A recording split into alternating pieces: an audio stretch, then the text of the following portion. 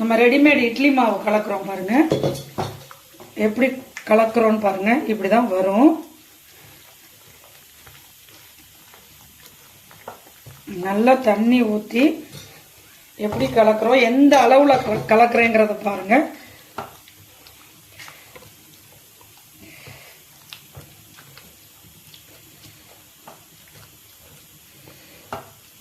அடியிலலாம் மாவு இருக்குங்க, அதெல்லாம் எடுத்து விட்டு செய்யணும்.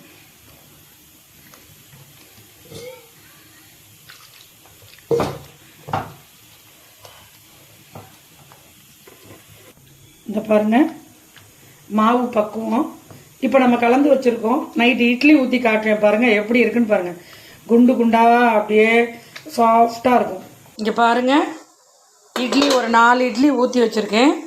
மாவில் நல்லா தண்ணி காஞ்ச உடனே ஊற்றி வச்சுருக்குறேங்க.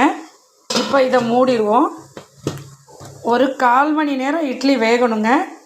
நல்லா ஹீட்டு கொதித்து தண்ணி வந்த பிறகு தான் இட்லி மாவு ஊற்றி வைக்கணும். அப்போ தான் இட்லி ரொம்ப நல்லாயிருக்கும்.